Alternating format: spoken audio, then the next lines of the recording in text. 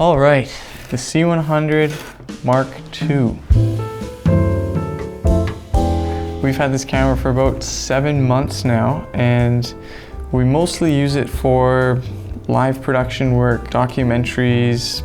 Man, do I love this camera.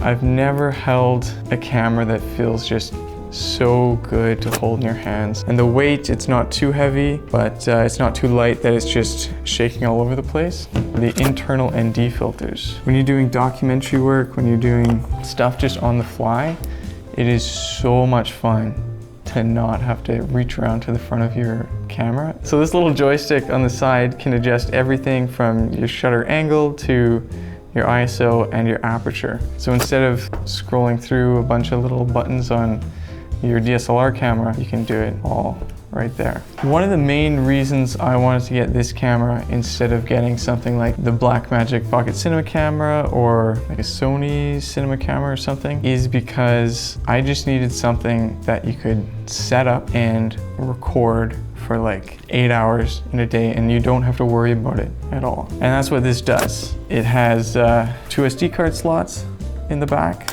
Unlike other cinema cameras, which are shooting ProRes or RAW or some crazy 10-bit codecs, this just shoots 8-bit, 24 megabits per second. The files are so small, but they still look really, really good. Obviously, like that doesn't mean it will be great for everyone. If you need something that is gonna shoot at really high bit rates, 10-bit log, maybe better to spend your money somewhere else.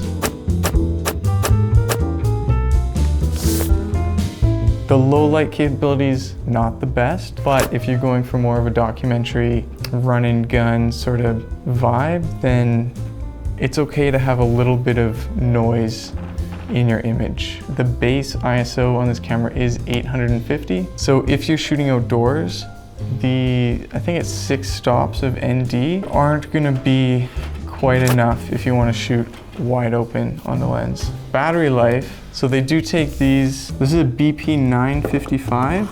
I had ordered a BP 975, I think, about 6 months ago. It was like $300 to $400 for one battery.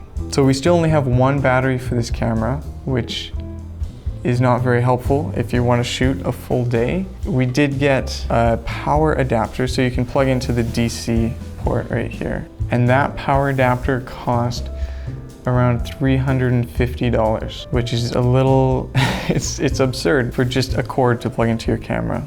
You know, it's not one of those new cameras that everyone is buying. The gear available, the new stuff is all gonna be on special order, right? So a big downside that I found in this is while we were live streaming out of the HDMI port, it was interlaced. So it was 1080i instead of 1080p. And you can see that there's this like weird banding going on. The recorded media looks totally fine, but if you're wanting to use it to live stream, for some reason it just gets stuck at 1080i, or that's all that it's capable of doing. If you're only needing 1080p, then this is definitely a camera that would be really good for you.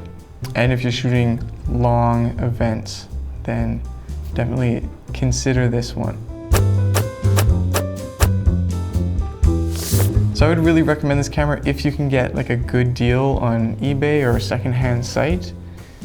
Do not buy this new. They're still selling it new, even though it's like almost a decade old. So we picked this up for about $2,000 Canadian on eBay. I'm sure you could get even cheaper ones. If you're just getting into doing videography professionally, then something like this could be a good idea.